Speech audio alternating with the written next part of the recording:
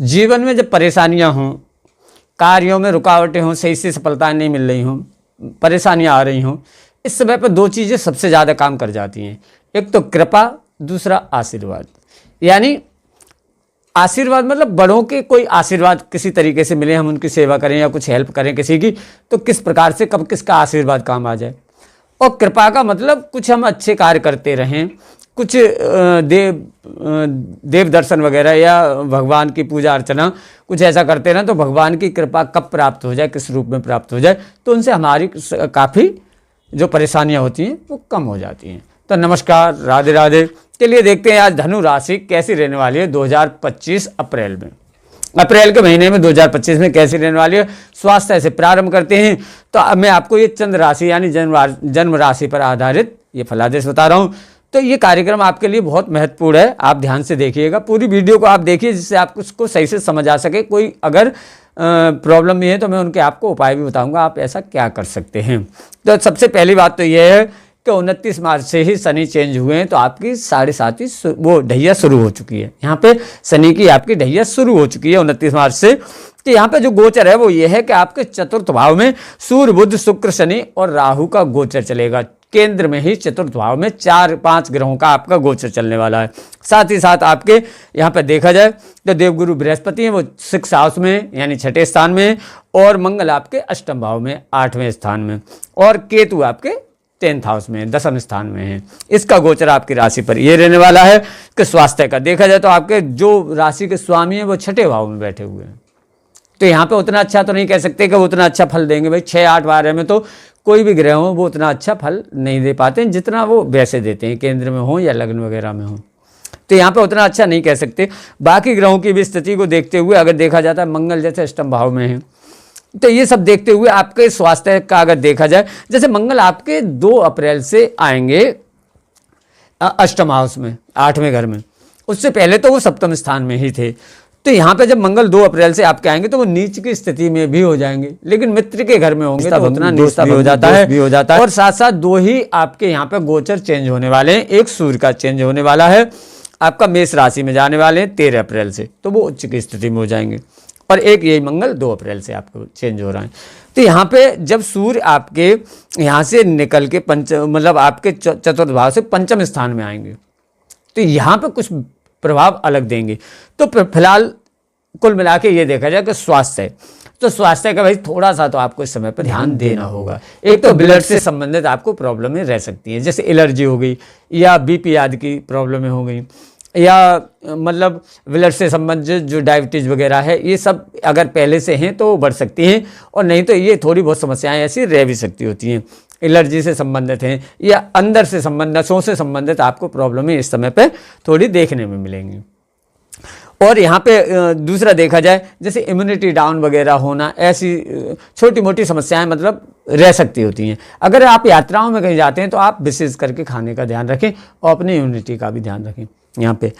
तो ये आपका स्वास्थ्य इस समय पे इसी प्रकार का रहने वाला है कि इसमें कोई खास प्रॉब्लम तो नहीं देखी जा सकती है, बड़ी नहीं कह सकते। कोई पहले से समस्याएं चल रही हैं उनमें ज़रूर बढ़ जाएंगी थोड़ी सी, वैसे कोई खास समस्याएं इस समय पे उतनी ज़्यादा नहीं होंगी।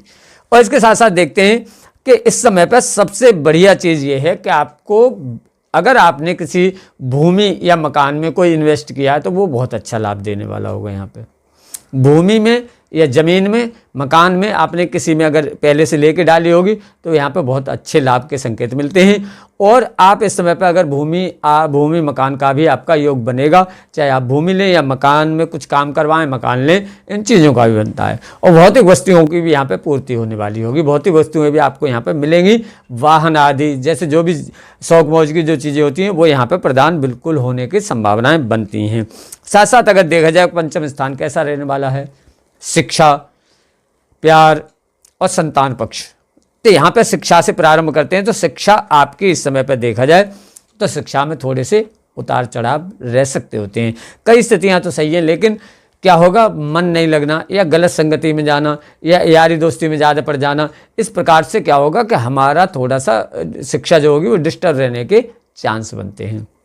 तो यहाँ पे आप शिक्षा का विशेष करके ध्यान रखें। संतान पक्ष का देखा जाए तो मैं नहीं कह सकता इस समय पर बिल्कुल भी कि आप संतान का प्लान बनाएं।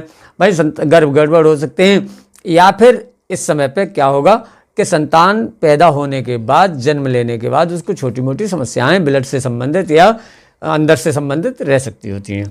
तो अप्रैल के महीने से थोड़ा सा आगे प्लान करते हैं तो ज़्यादा बढ़िया बात है। और इसी के बाद अगर देखा जाए यहाँ पे कि प्रेम संबंध कैसे रहने वाले हैं, तो प्रेम संबंध भी यहाँ पे लगभग पार्टनर के द्वारा आपको तनाव मिलने की संभावना है, उतना अच्छा नहीं रहने वाला है। तो आप अपनी तरफ से बना के रखें तो ज़्यादा बढ़िया रहने वाला है, क्योंकि आपके द्वारा कम तनाव होंगे लेकिन पार्टनर के द्वारा ज़्यादा तनाव रहने की यहाँ पे स्थिति बनती है।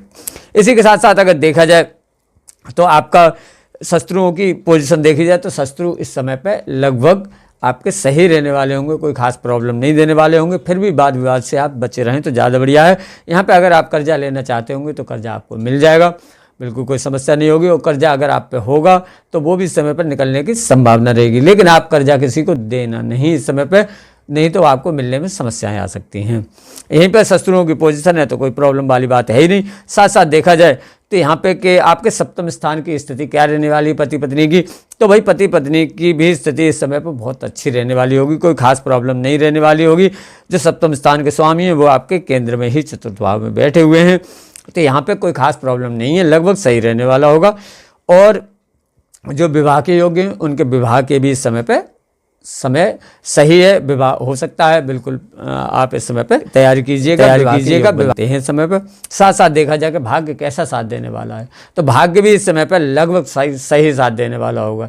यहाँ पे भाग्य आपका साथ देगा। आप व्यापार अब कोई भी शुरू करना चाहते हैं नया तो वो भी आप बिल्कुल कर सकते हैं, बिल्कुल आपको लाभ यहाँ पर रहने की संभावनाएं बनती हैं।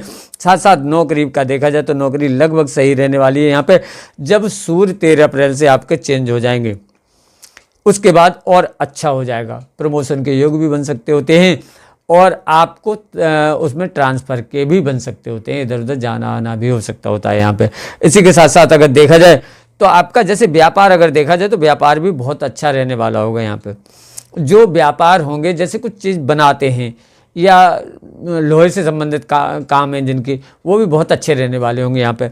और साथ साथ अगर देखा जाए कि जैसे कोई विदेश से व्यापार हैं जिनके, वो भी बहुत अच्छे रहने वाले होंगे।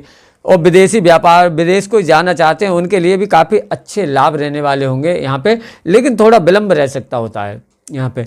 और इसके साथ साथ अगर देखा जाए तो आप व्यापार जैसे पार्टनरशिप में अगर कोई व्यापार है तो पार्टनरशिप के व्यापार में ज़रूर आपको तनाव यहाँ पे मिल सकते होते हैं। पार्टनरशिप के व्यापार में अपना हिसाब साफ रखें जिससे दूसरे को कोई खास प्रॉब्लम नहीं हो। इस समय पे ऐसा योग बनता है कि जैसे आपके पास थोड़ा एक्स्ट्रा पैसा आ सकता है तो उसकी वजह से पार्टनरशिप के व्यापार में, तो उसकी वजह से हो सकता है आपस में तनाव रह जाएं। यहाँ पे एक्स्ट्रा पैसे के योग भी बनते हैं, आपके रुके हुए पैसे को मिलने की काफ़ी हद तक संभावना रहती है। और यहाँ पे अगर कोई बिल्डर है उनके लिए भी बहुत अच्छा रहने वाला होगा। कोई बिल्डर हैं जो बना के बेचते हैं उनके लिए भी बहुत अच्छा रहने वाला होगा। और अब वैसे आपको उपाय क्या फॉलो करने चाहिए वो मैं आपको बताता हूँ कि इस समय पे सबसे पहली चीज़ तो यही है कि आप देवगुरु बृहस्पति का आप मंत्र का जाप कीजिए, वो 108 बार कम से कम, वो आपको बहुत लाभ देने वाला होगा। हनुमान चालीसा का आप पाठ कीजिएगा, वो भी बहुत ज़रूरी है। और कुत्तों को आप भोजन खिलाइए और गाय को भी भोजन खिलाइए, इससे आपको विशेष लाभ रहने वाला होगा। लेकिन अगर कोई दिव्यांगजन आपको मिल जाते हैं, कोई विकलांग वगैरह, तो उनकी आप हेल्प करेंगे तो आपको बहुत ही लाभ रहने वाला होगा। अच्छे कार्य करते रहिए, तसल्ली से करते रहिए, आपको बिल्कुल सही रहने वाला होगा। वीडियो कैसी लगी लाइक शेयर और कमेंट भी कीजिएगा। और इसी के साथ मैं वीडियो समाप्त करता हूँ। जय माता की, नमस्कार।